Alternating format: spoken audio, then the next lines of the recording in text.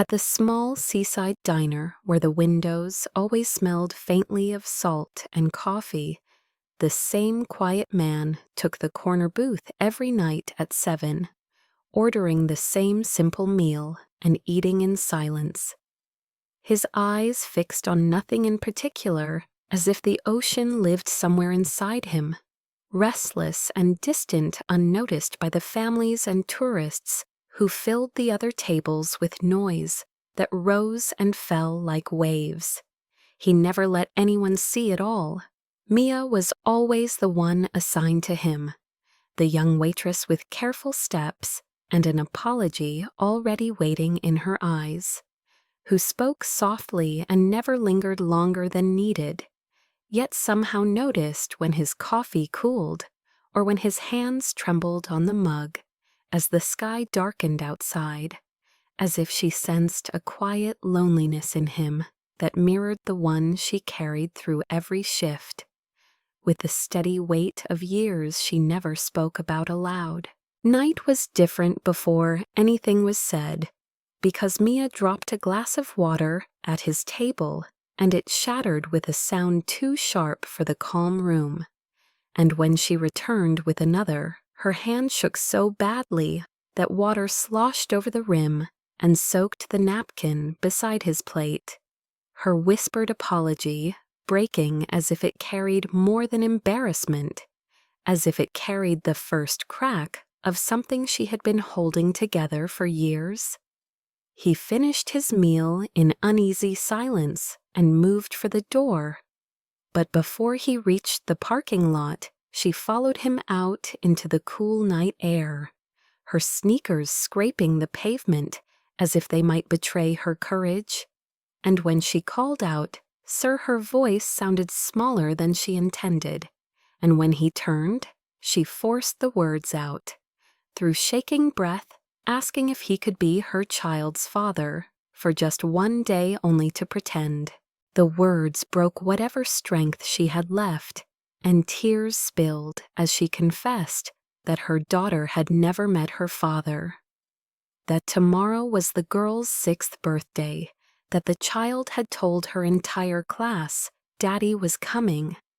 and that the truth she never dared speak was that the man she loved when she was young vanished the moment he learned she was pregnant, leaving her alone with a tiny heartbeat and a lifetime of answering why endlessly.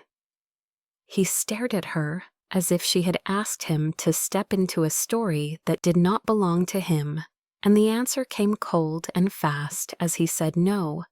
with a firmness shaped by many years of refusing ties, refusing promises,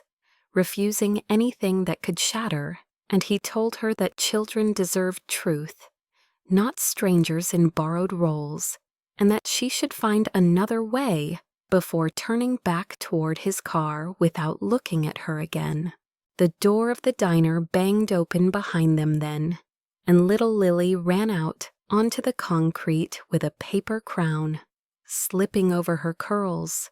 her small shoes flashing with scuffed lights as she searched the dark for her mother, and when she saw the tall stranger, she stopped and asked in a bright, hopeful voice that shattered the night if he was the daddy her mom had told her about, as if hope itself had learned to speak. The sound of the word daddy struck him like a memory. He had spent decades burying, and for a moment, the parking lot blurred into another place and another time when a small boy had waited on cold steps, for footsteps that never came, and he felt again the old weight of being unwanted, of realizing that silence could be a kind of abandonment that followed you for life, no matter how far you ran into the quiet part of. He looked from the child with open, trusting eyes to the woman standing behind her, with her hands knotted at her waist, as if she were holding herself together by force alone. And for the first time in many years, the careful walls he had built between himself and the world shifted under the pressure of being seen not as a stranger or a title, but as a possibility, a fragile door that someone as small as a child believed. Mia whispered his name, without knowing it, only the shape of a question in her trembling mouth, and Lily waited for an answer with the fierce faith only children carry while the ocean wind lifted around them like a held breath. And in that suspended space, between refusal and promise, Daniel understood that whatever he chose in the next few seconds would not only mark the life of a little girl, but would also decide whether the boy he wants. Mia was 18 when she learned how fast dreams could disappear between one heartbeat and the next, because the boy she loved with reckless certainty promised forever beneath summer lights and vanished with every call unanswered, leaving her with the quiet terror of a life changing without consent. As a plus sign on a small white stick redefined everything she thought she knew about the future, and the girl who carried it inside her was suddenly older than her years, and frightened of the silence that followed him out of town with no explanation and no goodbye that could heal. Her parents did not shout at first, but the disappointment settled in their eyes like dust on furniture that could not be wiped away, and her mother spoke in careful sentences about responsibility, while her father stared at the floor as if searching for an answer there he could not voice. And when the boy finally answered days later, his words were thin and apologetic and empty, as he said he was not ready and that the baby was a mistake, a sentence that lodged in her chest and taught her how cruelty could travel so calmly through a voice. Mia left town before the whispers could learn her name, packing 2 suitcases and a lifetime of shame that felt heavier than any debt she would ever owe. And she took the first job she could, then the next, then another, waiting tables by day and cleaning rooms by night, while the months stacked into years and Lily grew in the crook of her arm, warm and real and impossibly innocent of the choices that had shaped the world she was born into. And with every lullaby Mia sang, she promised a future she was not sure she could deliver. The lies began small and almost gentle at first when Lily learned to speak and asked why there were only 2 hands in the pictures her friends drew, and Mia said that Daddy was working far away because grown-ups did strange things, and the lie rested easily then until the years taught the child to count birthdays. And every year brought the same question, asked with brighter hope and sharper disappointment, as Lily practiced what she would say when Daddy finally came home and Mia learned how to smile without letting the guilt show in her eyes at all. By the time Lily turned 5, the people at the diner knew Mia only as the quiet waitress with the polite nod and tired kindness who worked double shifts without complaint and never spoke of the past, and none of them guessed how many nights she sat on the edge of their small rented room, counting coins for groceries and praying that her daughter would not wake to hear the echo of fear she carried like a second heartbeat, nor how often Lily studied other families with questions that grew heavier than the backpack she wore to school each day.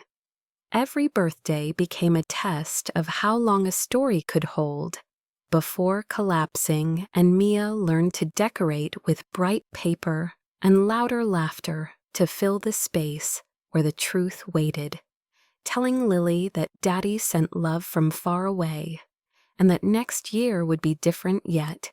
each candle extinguished with the same quiet ache in Mia that grew sharper as Lily grew older and began to test the edges of promises, asking why Daddy never called and why his face was missing from every photograph they owned, and every dream Lily shared before sleep each night.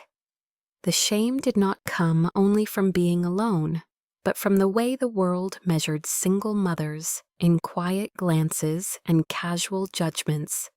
dressed as concern, and Mia felt it when customers asked innocent questions about Lily father, when teachers checked forms marked with one empty line where another name should have been, and when strangers offered advice that sounded like pity and reminded her that she had failed at something she had once believed in. Yet she bore it without protest because Lily deserved a world where her mother did not become bitter from the weight of survival. At night, when the small apartment fell quiet and Lily slept tangled in blankets, Mia let herself remember not the boy who left, but the girl she had once been, the one who had laughed too loud and believed too easily. And she mourned that self in silence, because grief without witnesses was easier to survive. And yet, even in those moments, she never allowed herself to regret. Lily never wondered if a different choice would have spared them both the ache of absence, because the child was the only thing that had ever made the world feel kind again. By 6 years old, Lily had learned that some questions made adults close their eyes for just a second too long, and she learned to ask gently about her father, as if kindness itself might summon him, telling her classmates that Daddy was brave and busy, and loved her very much, even if he could not come yet, and each time she practiced the story, Mia felt both proud of her strength and broken by the cost of teaching hope to a child when truth stood so close behind every excuse and waited for one wrong word to tear it. The morning of the 6th birthday arrived with sunlight on the diner windows and a knot in Mia's chest that no coffee could settle, and as she braided Lily hair and tied the ribbon the child chose, she felt the lie pressing harder than ever before, because this year Lily had told classmates and poured faith into the promise than Mia had ever dared allow, and it was that pressure that finally drove her, shaking back to the diner that night to ask a stranger for what no promise should ask of anyone carrying nothing but fear and hope alone. She did not tell anyone where she was going, leaving Lily with a neighbor for the evening and walking toward the familiar tables with breath in her throat, as if she were stepping toward a cliff, because the risk was not just rejection, but the possibility that Lily would see how small her mother's strength truly was. And when she stood in front of him by the door later that night, she felt every doubt she had hidden for 6 years rise at once along with the love that had kept them both alive when hope felt reckless at best. That was the shame she carried into the parking lot on trembling legs, and the reason her voice broke when she asked him to pretend, because behind the request for one day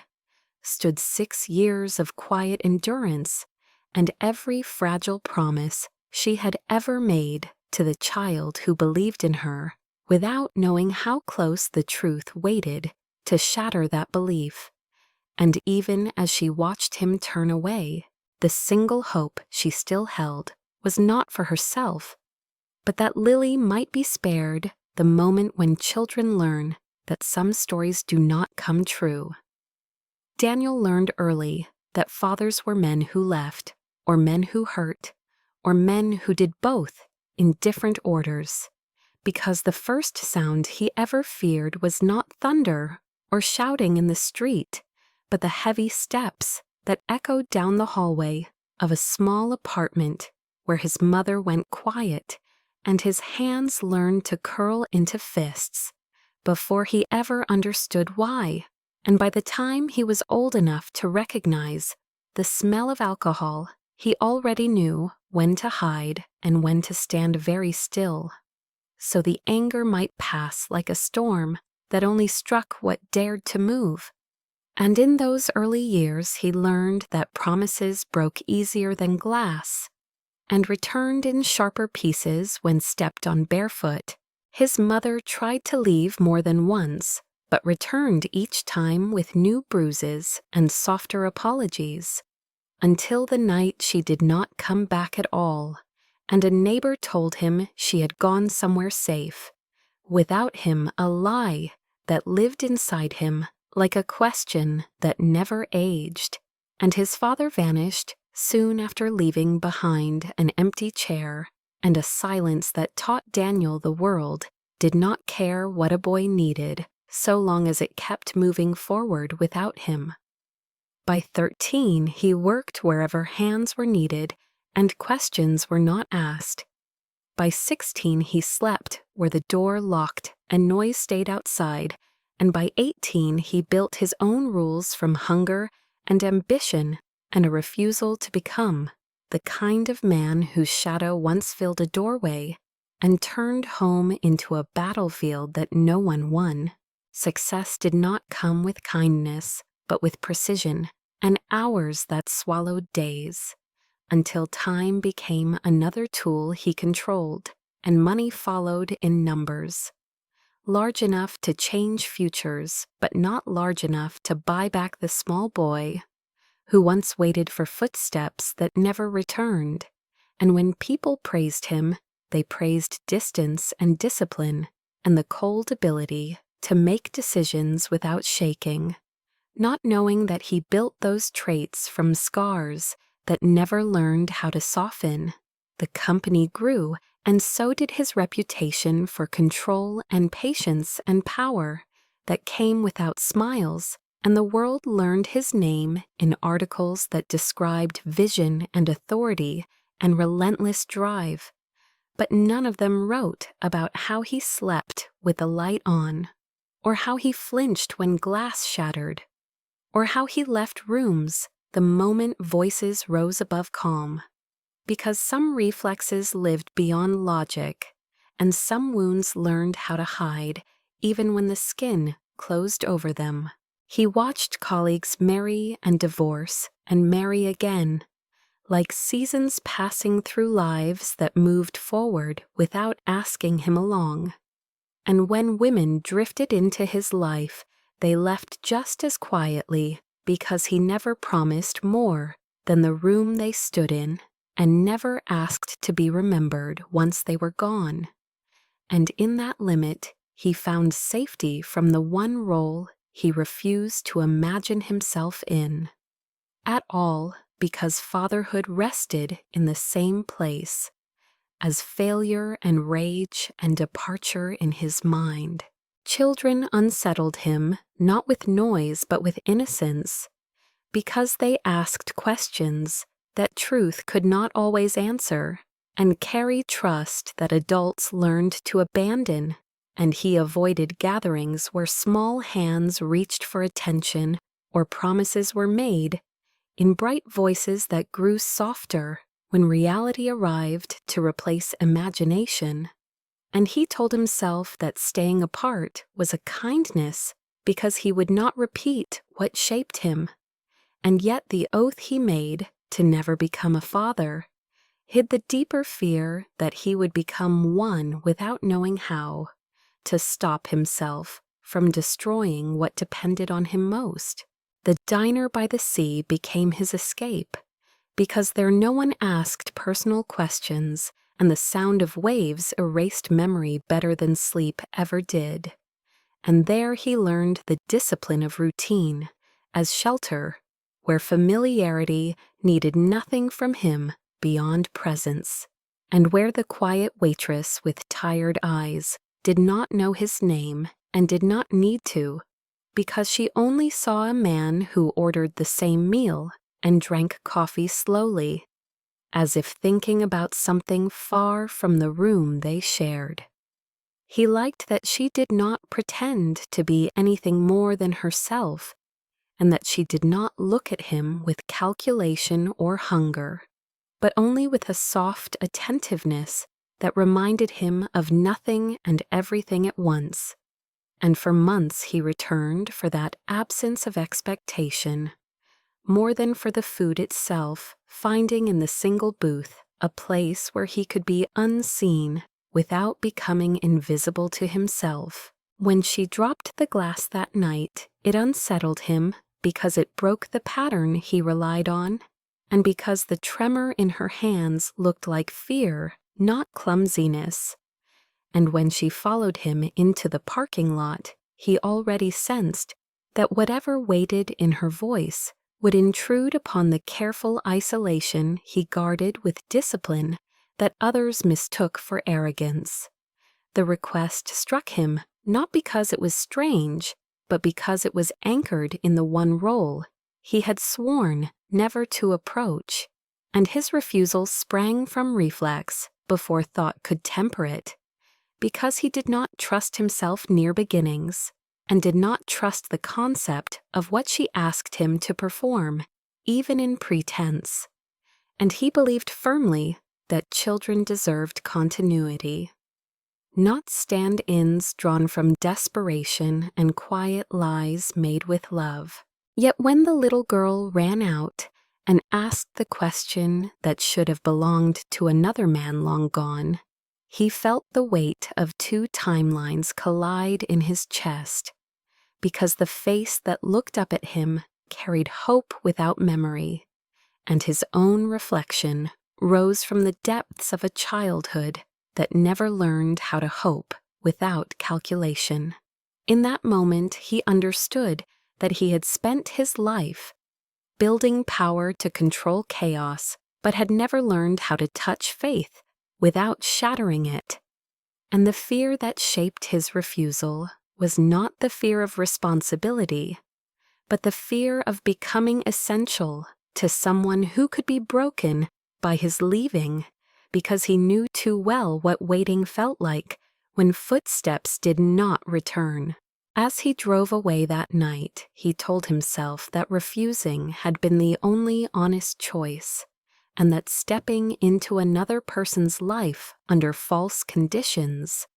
could only lead to greater harm. And yet the echo of the small voice followed him down the road and into the silence of the house that waited without warmth or witness. And the word daddy lingered as an accusation and a question that no amount of logic could quiet. He had built an empire on certainty and control, but the image of a child expecting something from him with absolute trust unsettled a foundation he had never allowed anyone to test. And as he stood alone at his window, watching the lights of the coastline scatter like broken stars, he felt for the first time that the hatred he carried for fathers was also a grief for a part of himself that had never been allowed to exist at all. Daniel did not sleep that night, because every time he closed his eyes, he saw the way the little girl had looked at him in the parking lot, with a hope so unguarded it felt heavier than accusation, and he told himself again and again that walking away had been the right decision. Even as his chest tightened with a sensation, he refused to name a sensation that felt too much like the beginning of responsibility and too close to the edge of attachment he had spent a lifetime avoiding with careful isolation and rational distance. The next morning he returned to the diner earlier than usual and sat in the same booth as if routine might erase doubt, but Mia was not there, and the absence unsettled him in a way he could not explain, leaving him aware of how quickly one interruption could change the shape of things he thought were fixed. And when the afternoon passed without her, he felt something that resembled unease settle into his bones. He left without ordering and walked the coastline until evening, replaying her trembling voice and the way she had not pleaded for herself but for her child, imagining the weight of crafting a lie gentle enough for a 6-year-old, and the cost of believing it. And he hated how easily he could picture the disappointment waiting if he did nothing. By nightfall, he found himself driving without deciding where he was going, hands tight on the wheel as the road carried him back toward the diner with a quiet inevitability that felt like defeat. And when he saw the lights still on and Mia moving between tables, with the same soft focus as always, he did not enter right away. Standing outside as if crossing the threshold would lock him into something he could not undo, she froze when she saw him inside, as if hope itself startled her. And when she approached his table, her smile was fragile and careful, and carried none of the boldness of the night before.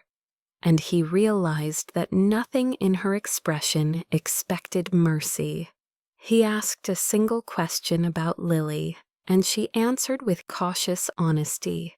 that the girl was with a neighbor and already practicing what she would say to her classmates about the father she believed was coming. And the quiet faith in that answer loosened something in him that logic had not managed to contain. He did not agree then, but asked to walk with her after her shift. And in the quiet street, she spoke without embellishment about her life, and about the boy who left, and about the years of working doubles to keep a small apartment and a promise alive. And he listened not as a businessman, but as a man finally hearing what endurance looked like when it wore the face of quiet resilience. The next day he did what he had not done in years, and used his resources not to dominate, but to verify, requesting a basic background check through discreet channels that returned nothing but employment records and overdue bills. And a clean life shaped by effort, not deceit, and the simplicity of the truth unsettled him more than any scheme might have. That evening he returned to the diner and asked Mia to speak with him privately, and when they sat across from each other in the empty corner, she waited with folded hands and steady breathing, as if prepared for the worst. And for a long moment he studied the way fear and pride coexisted in her posture, before speaking the words that changed the direction of all three of their lives. He told her he could not promise more than one day, and that he would not allow the child to be told this was anything but a temporary role, that there would be no claim to the future and no lie that would stretch beyond the birthday itself, and that once the candles were blown out, the story must end. And he spoke slowly, as if drawing boundaries could protect them both from what might grow if those lines blurred. Mia did not interrupt him, and when he finished, she lowered her head in grateful acceptance rather than celebration, whispering thank you with a voice that carried the weight of restraint instead of triumph. And in that moment he understood that she had not expected a hero, but had gathered the courage to ask anyway, because love had a way of making desperation brave. They spoke of Lily next, and of what the child liked and feared and hoped for. And he asked awkward questions about favorites and routines, as if learning a language he had never allowed himself to speak. And Mia answered with gentle precision, surprised by how carefully he listened, and how often his eyes darkened with something that looked like regret, for all the years he had lived untouched by such small details. He insisted that Lily must never be told this was pretend, and that the illusion must be clean and kind, because if he were to step into the role, he would not stain it with visible doubt. And Mia agreed with the same fierce devotion that shaped every decision she made for her child. When they parted that night, the agreement existed between them without signatures or witnesses, and she walked home with shaking hands that no longer trembled from fear, alone while he drove back to his empty house with the unfamiliar weight of a promise resting in his chest, a promise that frightened him more than any risk he had ever taken in business. He lay awake once more as the night stretched long and quiet, aware that he had crossed a line he had sworn never to approach, and uncertain whether the choice was wisdom or weakness, yet unable to deny that for the first time in years, the silence of his life no longer felt like safety, but like a space waiting to be filled by something he did not yet understand. Daniel had built companies and negotiated deals that moved millions with steady hands, and calculated patience, yet standing in the quiet aisle of a small toy store. 2 days before, a child's birthday left him paralyzed in a way nothing else ever had, because numbers no longer guided him, and strategy felt useless when faced with rows of bright boxes that carried the weight of joy he did not know how to measure. And for the first time in his adult life, he wished for instructions that did not exist. He called Mia from the parking lot with awkward hesitation and asked what Lily liked, and she laughed softly at the sound of uncertainty in his voice as she listed colors and small dreams and habits that shaped her daughter's world, telling him that Lily loved sea animals and picture books and anything that lit up when the room went dark, and he listened as if memorizing a map to a country he had never been invited into before. He returned an hour later with a bag too large and a sense of having tried too hard. And when Mia opened the door to their apartment, she froze at the sight of him, standing there with his hands full and his expression uncertain, and the way she smiled then was different from the careful politeness she wore at the diner, because it carried a flicker of wonder that he had come at all. Lily watched him from behind her mother, at first studying the stranger who might become something fleeting and fragile in her imagination, and when he knelt to her level and introduced himself simply as Daniel the child, tilted her head as if weighing him with a seriousness far beyond her years, before accepting the toy he offered with the quiet delight that only trust can hold without fear. Teaching him how to act the part came in small lessons that left him feeling clumsy and exposed, because Mia showed him how to sit beside Lily during breakfast without hovering, and how to speak without towering, and how to listen without the distractions of a mind always preparing for what came next. And each instruction stripped him of habits built for boardrooms and replaced them with gestures meant for a kitchen table instead. He drove them once to the beach that afternoon at Lily's insistence, watching from the sand as she ran toward the water with a reckless freedom he had never known as a child. And when she slipped and scraped her knee, he reacted without thought and lifted her with hands that shook not from fear, but from the sudden terrifying realization that something vulnerable had trusted him not to drop it. She cried into his shoulder, and he felt the strange ache of wanting to promise that pain would always have an ending, even when he knew the world rarely offered such guarantees. And when Mia thanked him quietly for coming so quickly, he saw in her eyes the exact balance between hope and restraint that defined their agreement. That night he went home alone and stood before a mirror, trying to rehearse the words a father might say to a child on her birthday. Feeling foolish and unsure, and painfully aware that every attempt sounded like imitation, drawn from memories he had never lived. And yet he practiced until dawn because the thought of leaving Lily unanswered felt heavier than embarrassment ever could. The next day he returned with balloons that brushed the ceiling and a cake he pretended not to care about choosing, even though he had stood in that bakery for nearly 30 minutes, watching a woman frost names other people would celebrate.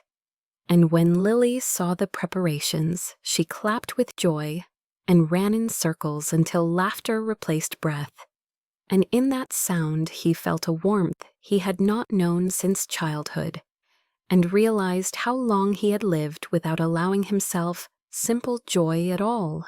Mia watched from the doorway as Daniel lifted Lily to hang streamers, and the scene carved a quiet ache into her chest,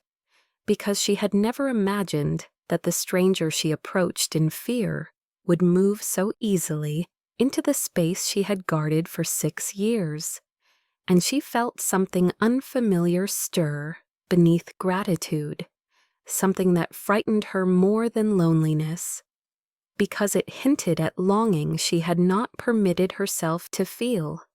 since the night she learned she would raise a child alone. Daniel noticed moments without understanding their weight. At first, the way Lily looked for him when she spoke, or how she reached instinctively for his hand when a loud noise startled her, and each small connection carried a gravity that unsettled him because it felt undeserved and inevitable, at the same time a bond forming without permission and without guarantee of survival beyond tomorrow. That evening, when Lily grew sleepy, he offered to read to her, though he did not know if his voice could hold steady. For stories that promised everything would be all right, and as he sat on the edge of her bed and traced the pictures with an uncertain finger, the child leaned against him without hesitation, her head resting in a place no one had rested before. And in that quiet, he understood the power of presence far more deeply than he had ever understood the lure of success. After she slept, he stood in the narrow hallway with Mia, and neither of them spoke for a long moment, because the weight of what they were doing and what it might become hovered in the air like a second pulse. And when she finally thanked him again, he answered with a simple nod that carried more than words ever could.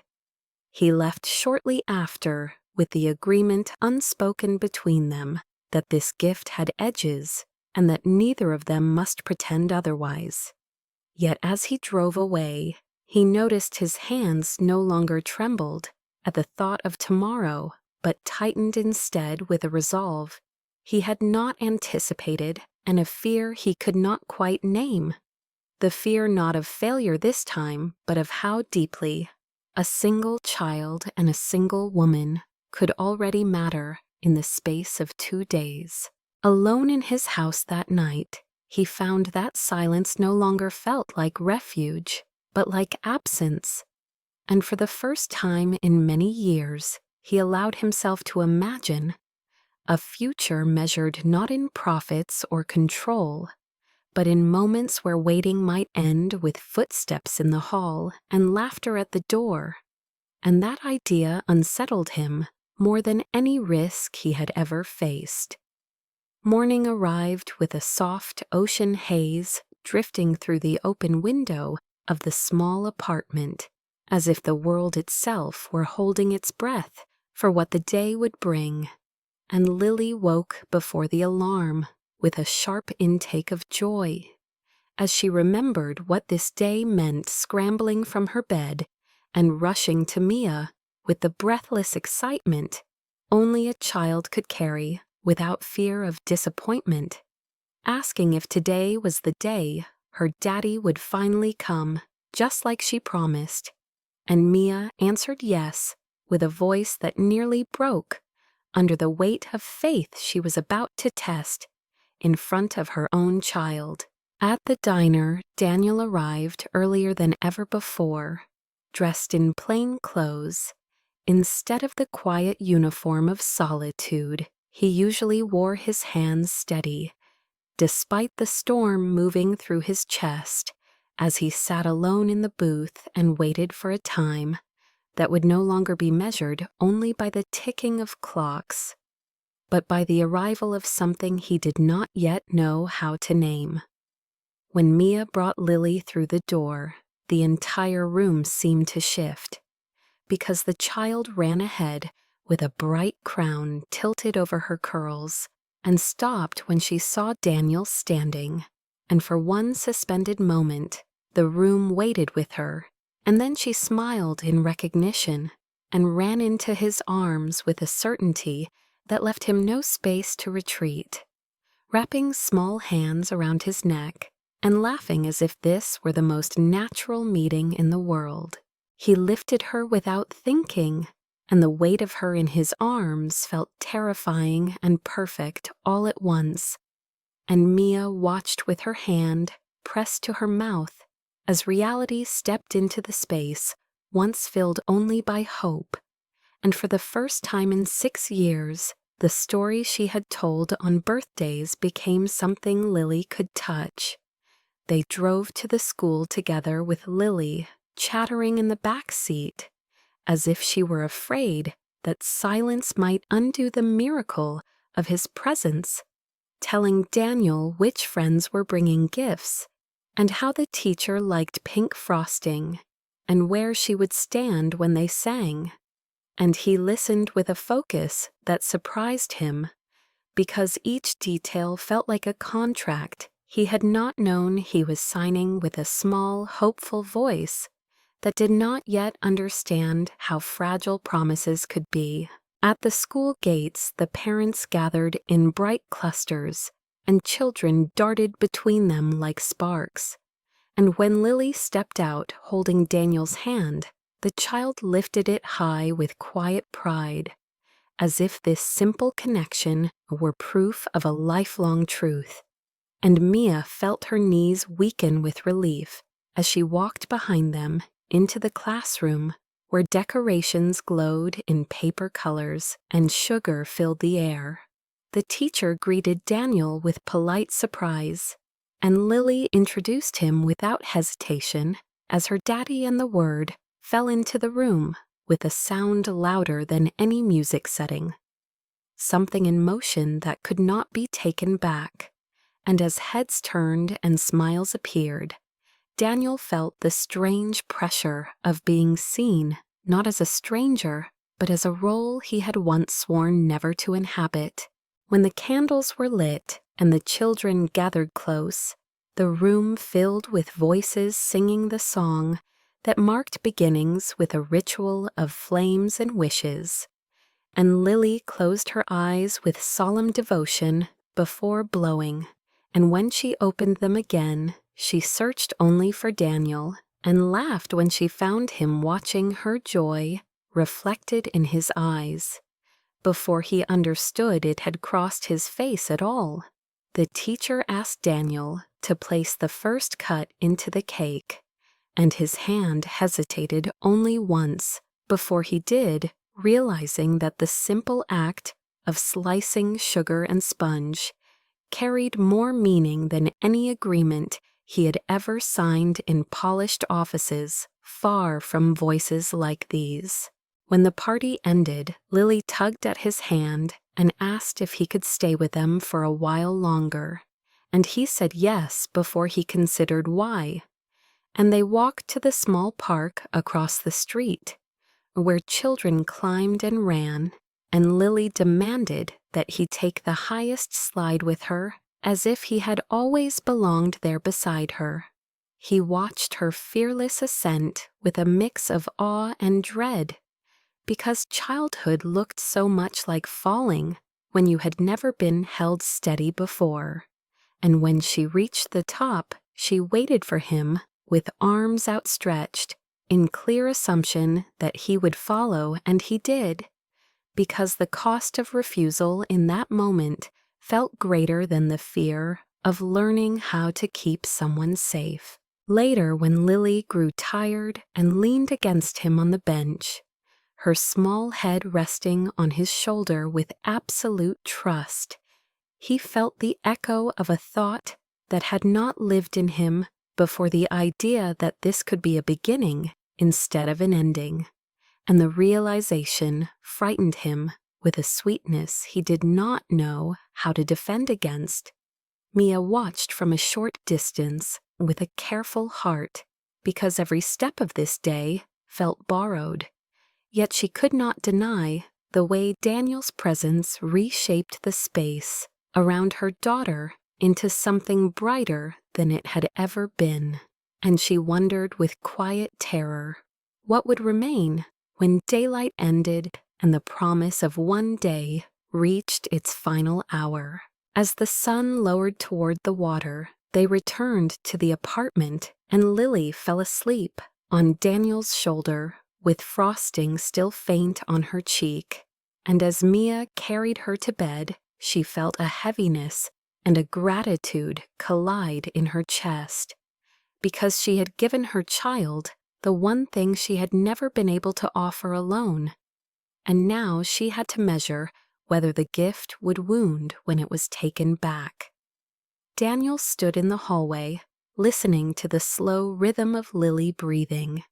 and understood that he had witnessed not only a birthday, but the fragile architecture of a dream a child had dared to build with nothing more than belief. And when he looked at Mia again, the silence between them carried a question they were not ready to ask, but were no longer able to ignore. Outside the window, the ocean moved with its endless patience, and the last light of the day faded into quiet blue, and in that stillness, Daniel felt the first true dream of his adult life take shape not in ambition, but in presence, the dream that maybe one day waiting would not mean loss, and that maybe the word father could become something other than a warning carved into memory. The first photograph appeared online less than 12 hours after the birthday candles were blown out, taken from across the school gate by a parent who had recognized Daniel not as a stranger from the diner, but as a powerful face seen on business covers and late-night financial interviews. And by sunrise, the image had begun to spread with the quiet speed of wildfire, as captions questioned why a reclusive tech executive had suddenly appeared at a small public school in a working-class neighborhood, holding the hand of a little girl no one had ever seen before. At first, Mia did not know any of this was happening because she was still living inside the fragile bubble of the day before waking to Lily bright with happiness and retelling every moment as if afraid joy might fade if it was not spoken again. And Daniel left early that morning with a strange ache in his chest,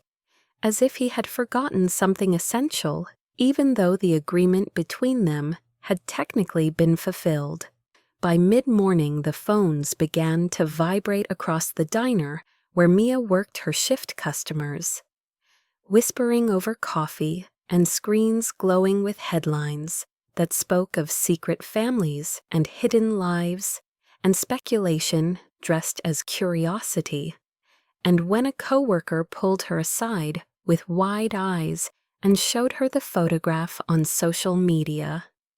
Mia felt the ground tilt beneath her feet as she saw Daniel clearly for the first time as the world knew him, and not as the quiet man in the corner booth. The article did not name her yet, but it dug into his past with sharp precision, listing acquisitions and stock surges, and a fortune he had built without companions, and the implication was clear that the life he had always guarded had suddenly been breached by a woman and a child whose story did not fit the image he had sold to the public. When the manager called Mia into the back office before lunch, the fear she had lived with for years settled into her bones with new weight, because shame had taught her to expect consequences before they were spoken, and the conversation was brief and careful, as he explained that while he believed her, the attention was bad for business, and customers were uncomfortable with the sudden scrutiny, and even as he apologized for the decision, she heard only the end of something she had barely dared to rely on. She left with her last check folded in her pocket, and the sound of whispered judgment following her without words, walking into the sunlight with the quiet certainty that the world had grown smaller in the space of one morning. By the time she reached home, the picture had multiplied across platforms, and the comments had learned her shape without ever knowing her name, speculating about motives and money and morality as if she were an invention built for entertainment. And Lily asked why people were calling their phone as Mia stood frozen beside the kitchen counter, trying to understand how the space they had borrowed for one day had collapsed into exposure so quickly. It was only then that Daniel arrived without warning, his face drawn with a tension she had never seen before, because the consequences of anonymity lost moved far faster than any corporate risk he had ever managed. And when he saw Mia with the phone, still in her shaking hand, he understood that the distance he had tried to preserve had vanished without either of them choosing it. He said her name with a quiet urgency, and she looked at him with eyes that no longer held only gratitude, but fear mixed with something that felt like betrayal, even though she knew the explosion had not been caused by his intention. And she asked him in a small voice if this was the price of one day for him, or if it was only the beginning. He tried to explain the nature of public intrusion and rumors and cycles of interest that burned bright and faded quickly, but the language of crisis sounded foreign against the reality of a woman who had just lost her job and faced the eyes of a child who believed that yesterday was the most important proof of truth she had ever seen. By late afternoon, the reporters arrived at the end of the street,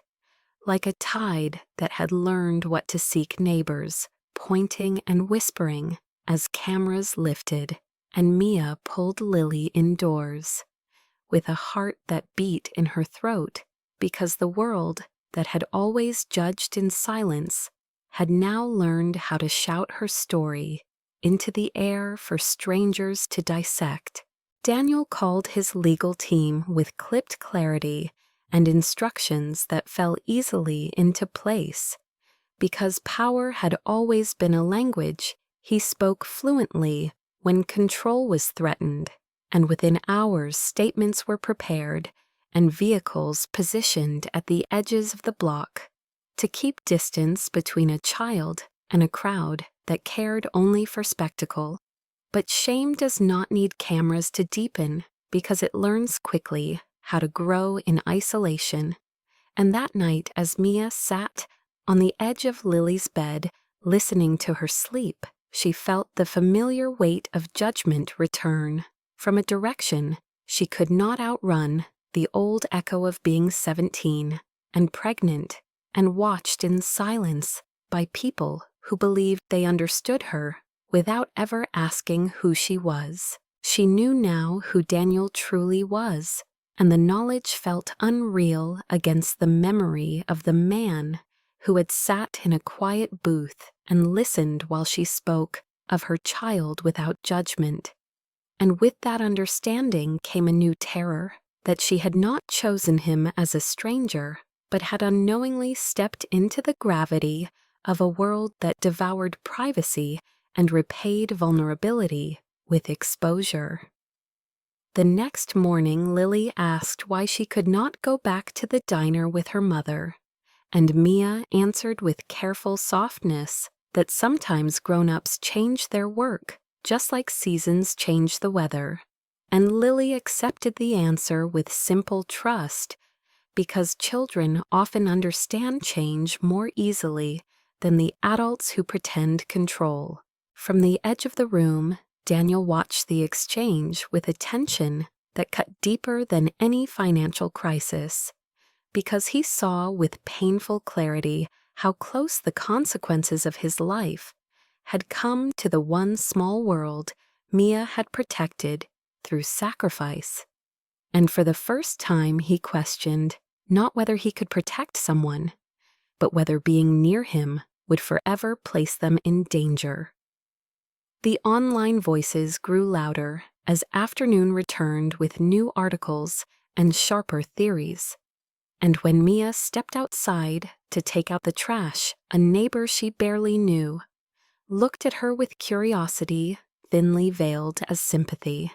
and said she had seen her on the news, and the words felt heavier than accusation,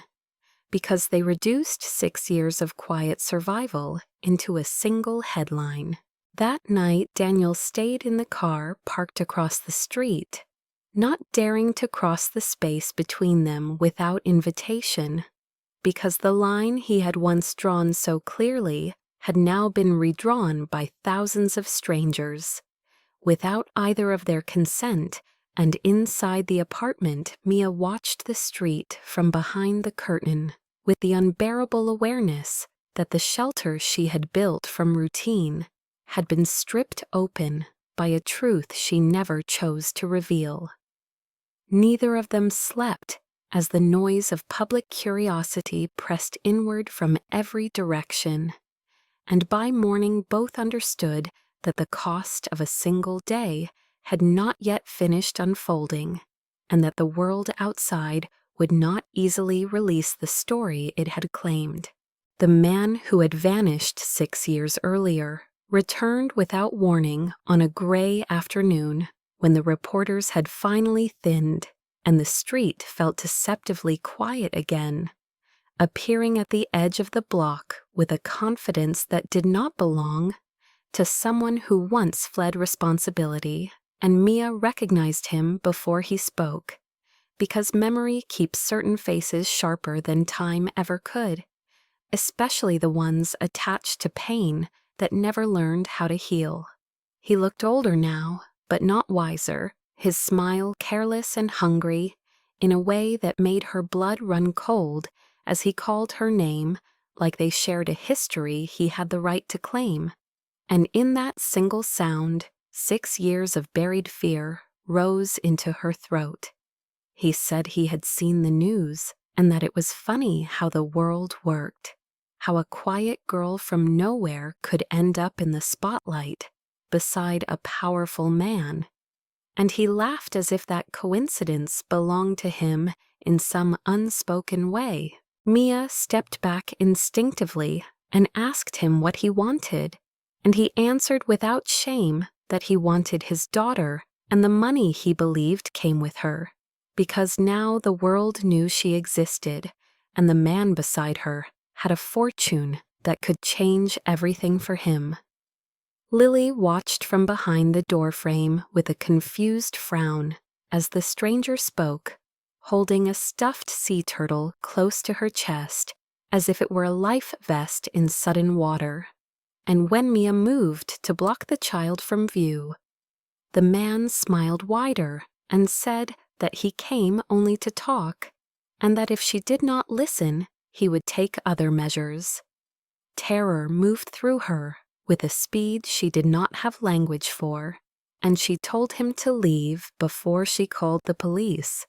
and he shrugged as if the idea amused him and told her she would hear from him again soon. That night, Mia locked every door and sat on the bed beside Lily, with the lights on as if darkness itself might hold his shape. And when Daniel arrived later, with concern still etched across his face from the days of public scrutiny, she told him what had happened without ornament, because fear had burned away the need to soften truth. Daniel's jaw tightened as he listened, and the calm he carried shifted into something sharper and colder, as he understood that the danger had moved from rumor into proximity, and he told her that the man would not touch the child without consequence. Yet the words did not ease the tremor in Mia's hands, because she had learned long ago how quickly promises could disappear when weighed against desperation. 2 days later, the call came from an unfamiliar number, while Mia waited outside Lily's school, and when she answered, the voice on the other end asked if she was enjoying her moment of fame, and then told her to look behind the gym where children played during recess. And when she ran there with her heart in her ears, she found nothing but the echo of laughter and a piece of paper taped to the fence with Lily's name written in careless ink and a time beneath it. The message did not need explanation because Threat learns how to speak without words, and Mia fell to her knees beside the fence, with tears pouring before she could stop them, the terror so complete it left her unable to breathe. And when Daniel arrived, minutes later, summoned by a panicked teacher who had seen her collapse, he knelt beside her and felt the edges of fear sharpen into something that made his hands steady rather than shake. That night, he involved the police with deliberate clarity, presenting the evidence without drama, and insisting on documentation and surveillance and a formal trail, because he understood now that control would not come from force alone, but from the patient accumulation of truth the law required. And the officers listened with seriousness that acknowledged the reality of the threat, without offering comfort that could be mistaken for certainty. The man returned again 3 nights later near the small park where Lily and Daniel had once sat together, emerging from the shadows as Mia walked home late with groceries in her arms. And this time he did not pretend at civility as he reached for her wrist and told her that she could end everything easily if she stopped being stubborn that Lily belonged to him by blood, and that the world had already decided she was a bargaining chip, whether Mia liked the rules of that game or not. Panic surged through her as she struggled and screamed and dropped the bags onto the pavement, and the sound carried farther than he expected, because neighbors turned and lights flared on in windows along the street. And in the brief chaos, he released her with a curse and failed to notice the figure moving toward them from the opposite end of the block until it was too late. Daniel arrived without warning and without hesitation, placing himself between Mia and the man with a stillness that spoke louder than any threat. And he told him in a voice carved from control that he would never lay a hand on the child or her mother again, and that this time the world would be watching what happened if he tried. The man laughed and reached again as if testing the line,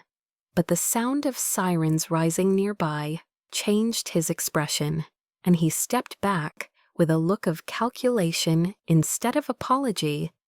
before disappearing into the darkness just as police cars swept into view. The report that followed was detailed and cold and necessary, and the officers took statements and promised follow-up, while the neighbors whispered from doorways, and Mia stood shaking beside Daniel with the unbearable awareness that the danger she had feared in childhood had learned how to find her again through the life she had built for her daughter. The next morning, the lawyer Daniel had summoned arrived with papers and questions, and a seriousness that carried its own kind of reassurance, explaining the steps that could be taken to establish protection and restraining orders and temporary custody measures that would place distance between a man driven by greed and a child who deserved far more than to be used as leverage. The man attempted one final gambit days later by trying to lure Lily from school with a story about a surprise gift. But the careful vigilance Daniel had insisted on meant he never got close enough to reach her before security and teachers intervened, and the image of his retreating figure burned itself into Mia's memory as a reminder of how narrow the space between threat and loss had truly been. When the police finally detained him on multiple violations tied to his harassment and attempt to abduct the child, the relief that washed over Mia felt unreal because fear had lived beside her so long. It had become a companion she did not know how to dismiss, and she cried in Daniel's arms, not from joy alone, but from the exhaustion of survival that never fully rests. Daniel held her with a firmness that surprised them both,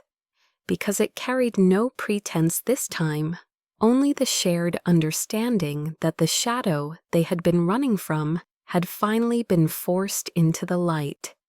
And in that moment, both knew that the line between a borrowed role and a chosen one could no longer remain thin. The days after the arrest felt unreal to Mia, as if fear had been replaced by an unfamiliar quiet that did not immediately calm her because she had lived too long with danger hovering just beyond the door, and every sound in the hallway still made her heart jump, while Lily slept curled against her with questions that now carried a new kind of weight, asking if the bad man was gone for real and if she was safe to go back to school like before. Daniel did not offer simple reassurances because he understood that truth carried more power than comfort, and he promised only that he would stay until every legal step had been taken and every protection placed where it could not be easily undone. The lawyer moved quickly, but not magically explaining each stage with careful patience. As restraining orders were filed, evidence submitted, and statements recorded with a precision that made the threat real and also contained it within rules that did not bend to fear or anger. Mia sat beside Daniel in the quiet waiting rooms of the courthouse, with her hands folded tight in her lap, listening to words like hearing and petition and temporary custody that sounded both terrifying and necessary, and for the first time in her life, she felt what it was like to face danger beside someone who refused to look away when it became inconvenient. The judge issued an immediate order barring the man from approaching Lily or Mia, and while the paper itself was only ink and signature, it carried a gravity that shifted the balance of power out of the shadows and into daylight, where it could be confronted, and Mia felt tears slide down her face without warning, not because the fear was gone, but because someone had finally chosen to stand between her child and the world with authority she could not command alone. Outside the courthouse, reporters waited, like birds on wire, ready to reshape every word into spectacle again. And Daniel placed himself slightly in front of Mia without thought, shielding her from the lenses with the simple positioning of his body,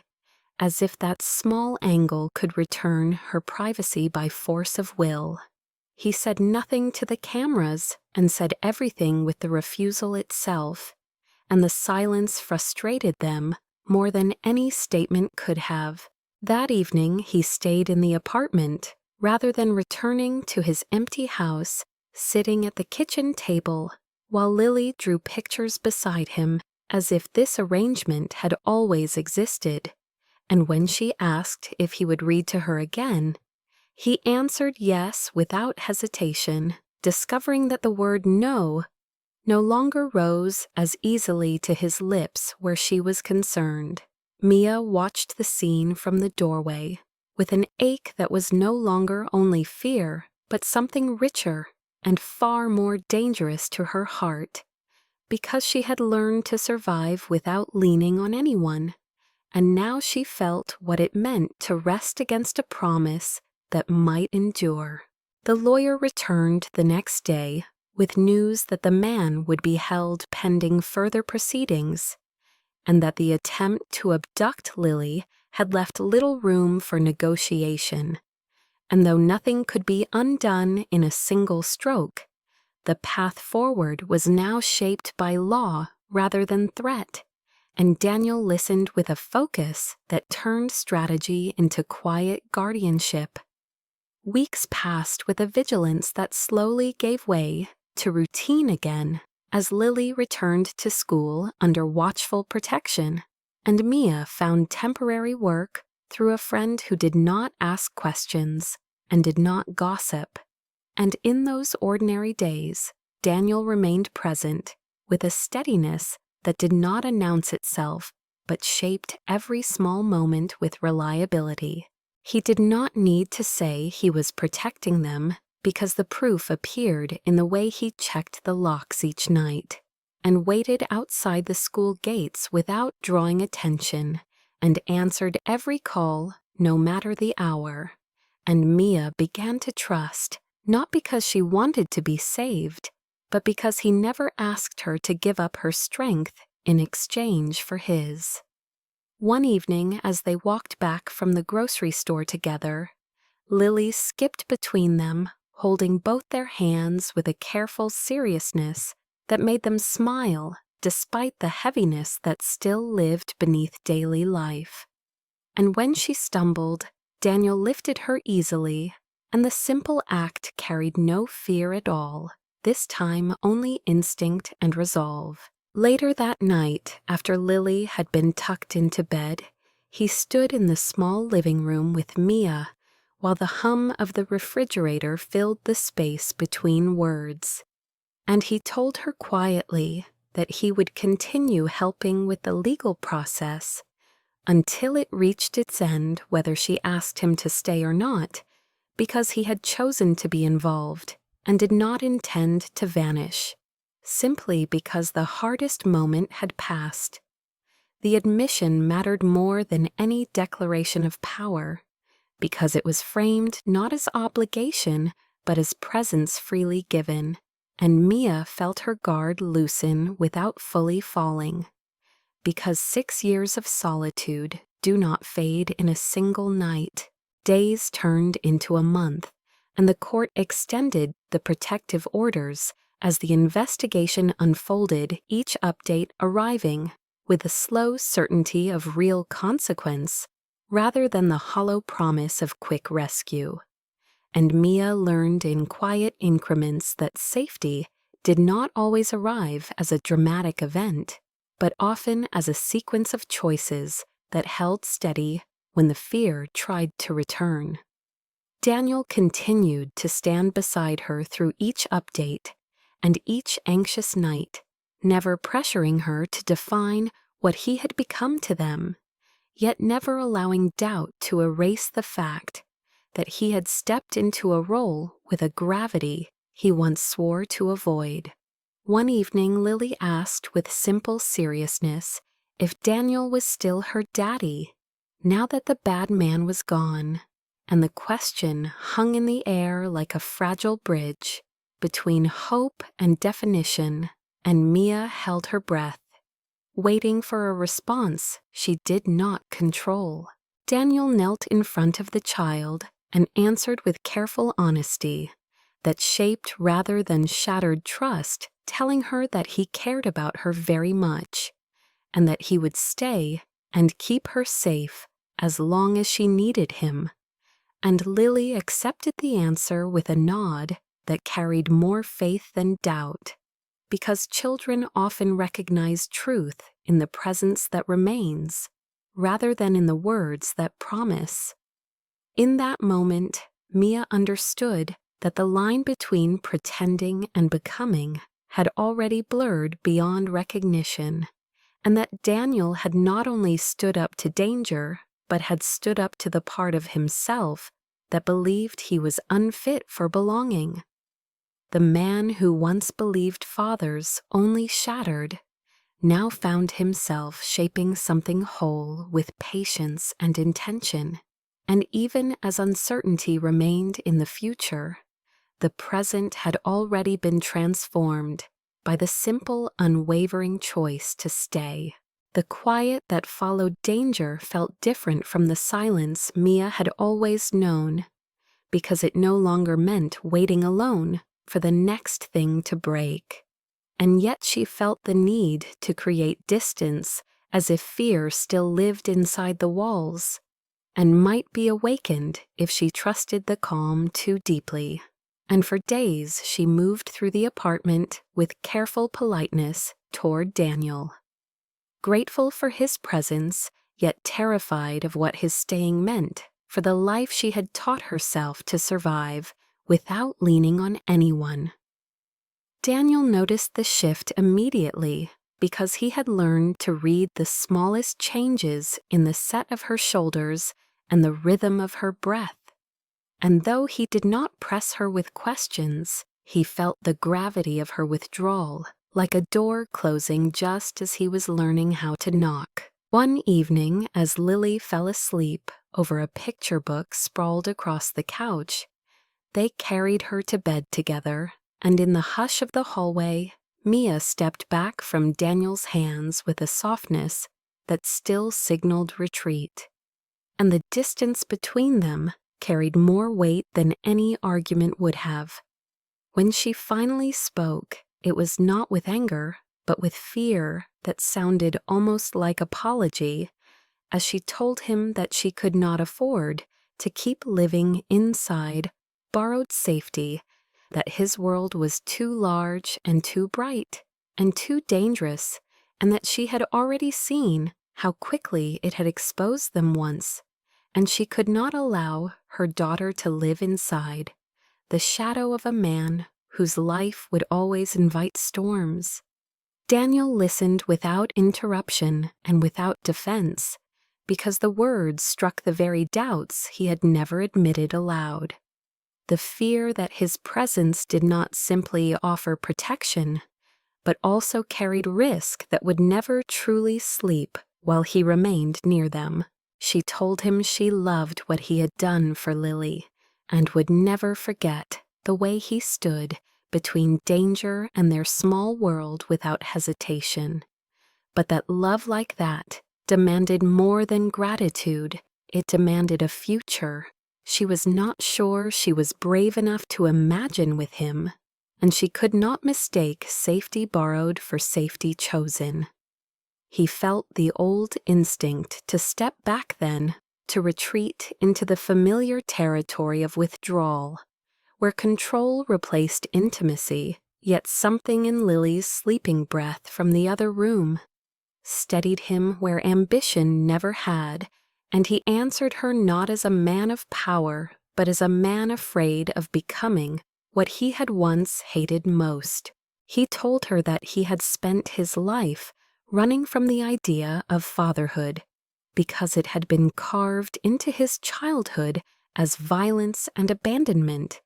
and that every promise he had ever broken had been made by men who once stood in doorways and swore they would not leave, and he had believed that avoiding such promises was the only way to avoid becoming a weapon in someone else's life. He admitted that the night he agreed to pretend had terrified him more than any risk he had ever taken, because it asked him to step into the very role he had sworn never to approach. And yet he had stayed not because of obligation or charity,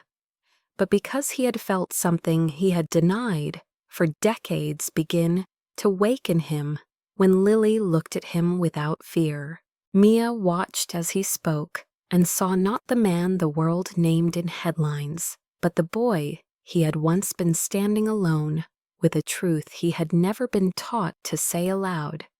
and she felt the shape of his fear echo against her own as they met in the space between past and present. He told her that he did not know how to be a perfect father or a safe man, but he knew how to stay when things became uncomfortable and how to choose presence over retreat, even when it frightened him, and that if she asked him to leave, he would do so because he would never cage her with devotion. She did not seek, but that if she asked him to stay, he would remain not as a borrowed protector, but as a man willing to learn how to belong. The words trembled only slightly at the end, as if he were standing at the edge of a cliff he had never before allowed himself to approach. And in that vulnerability, Mia felt something break open that she had guarded since the day someone once promised her forever, and delivered silence instead. She told him that when she had asked for one day, she had not imagined love walking into her life behind the mask of necessity, and that she had not known he was a billionaire or a man the world watched when she first spoke to him. She had only known he listened when she spoke of her child without seeing her as a bargain or a burden, and that sometimes that quiet seeing felt more dangerous than any headline because it invited hope. She confessed that part of her had begun to wish he would stay, even as she feared the cost of wanting him at all, and that the terror she lived with now was not of loss alone, but of trusting that a man could choose them and not disappear when choosing required courage every single day.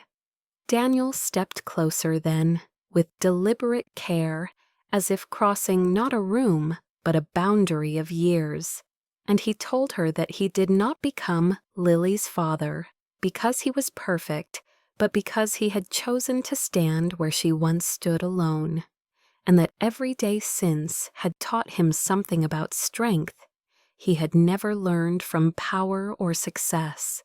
Mia looked at him and felt the truth of her own words rise without preparation as she said that he had become Lily's father, not when the candles were blown out, but when he had stayed during the days that followed when nothing was simple anymore, and that staying was the one thing her daughter had waited for all her life without knowing how to ask for it. The air between them tightened with everything unsaid, and yet finally understood, and when Daniel lifted his hand to her cheek, he waited for permission in a way that undid her more than any bold advance ever could, and she leaned into his touch with a breath that carried both fear and trust in equal measure. Their kiss was not sudden or rushed, but careful and learning, as if both were discovering a language they had avoided speaking for years.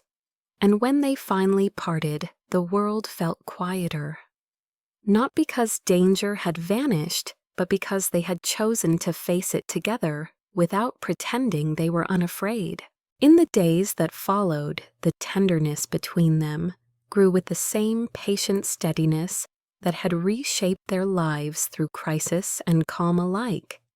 and Lily sensed the shift with the unspoken clarity of children who feel safety before they understand it, slipping her small hand into both of theirs one afternoon, as if sealing a promise neither adult had yet learned how to name out loud. That evening, as they sat together on the edge of the bed, watching Lily sleep with her stuffed turtle curled beneath her chin, Mia whispered that she loved him with a softness that carried no demand and no guarantee, only truth offered without armor, and Daniel answered that he loved her back,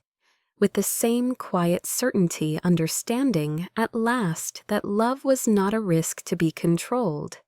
but a choice to be made again each day without retreat. 1 year later, the courtroom felt calmer than Mia had ever imagined. A place of judgment could be, because the fear that once lived in her chest had been replaced by a quiet certainty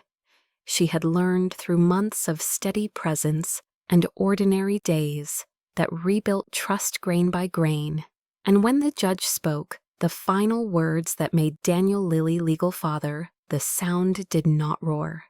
It settled gently, as if belonging itself had found a name at last. Lily did not fully understand the language of adoption, but she understood permanence, and she understood that the man who now held her hand had chosen her without being asked. And when she smiled up at him and said quietly, "My daddy did not leave, he chose me," the truth of it moved through the room with a power no ceremony could improve. The bakery Mia opened near the diner smelled of sugar and warm bread each morning now, and she worked with a joy that carried no fear behind it,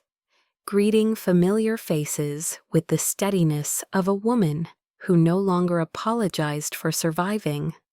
And on quiet afternoons, Daniel came to pick up Lily after school and helped wipe flour from small hands, while listening to stories that began with today and ended with tomorrow instead of once upon a time. They did not pretend the world had become simple, because they had learned too well that danger and doubt were not erased by love alone. But they had learned something far more reliable, that showing up again and again could build safety where none had existed before. Some nights Daniel still woke from old memories, and some days Mia still fought the instinct to guard her heart too closely. Yet every time those fears rose, they met them together without retreat, teaching Lily not through speeches, but through the quiet example of staying. On the evening of the anniversary of the birthday that had changed everything, they returned to the small park, where a little girl once waited on a bench with a borrowed father beside her, and Lily climbed the same slide with the same fearless laugh. Only this time, the man who waited at the bottom did not fear whether he belonged there, because he had learned that fatherhood was not a title granted by blood or a promise made in a moment of panic, but a relationship built through patience and choice. As the sun lowered toward the sea, Mia watched her daughter run toward Daniel with absolute certainty, and she felt the last fragments of shame loosen their hold as she realized that what once began in desperation had reshaped all their lives into something grounded and real. When Lily reached him, he lifted her high and turned once in a slow circle, and her laughter carried out toward the water like a benediction, and in that simple motion the past finally lost its power to define the future. The father she had chosen had become the father she kept, and in the quiet strength of that truth, all three of their lives found a home at last. If this story touched your heart even for a moment, then you are part of this journey too, because stories like this live not only on the screen, but also in the quiet spaces of our own lives, where hope and fear often stand side by side, and maybe somewhere right now there's a single mother wondering how long she can keep standing alone, or a child wishing someone would finally choose them, or a man who believes he is too broken to belong. And if this story made you feel seen even a little, then it has already done something meaningful. If you believe in second chances in love that grows from responsibility in fathers who are made by choice and not only by blood, then let your voice be part of this community by liking this video so more hearts can find it, and by sharing it with someone who might need to be reminded that they are not alone in what they carry. Your comments matter more than you think, because every time you write where you are watching from, you turn this story into a bridge that connects real lives across real distances. And every time you tell us which part moved you the most, you help shape what kinds of stories we tell next. Did you believe in Daniel from the beginning, or did your trust grow slowly? As his did Mia's strength inspire you? Or did Lily innocence remind you of something you once lost and hope to find again? Tell us in the comments, because your perspective adds another chapter to this story beyond the screen. And if you enjoy stories that explore deep emotional journeys, quiet resilience, and love that grows through struggle instead of perfection, then subscribe to this channel so you never miss another story that might speak to your heart when you least expect it. We post new stories regularly for those who believe that even the most broken beginnings can lead to something beautiful when people choose each other again and again. Thank you for spending these moments with us, for feeling alongside these characters, and for being part of a community that believes love is not defined by ease, but by the courage to stay. Until the next story, take care of your heart and the hearts of those who walk beside you.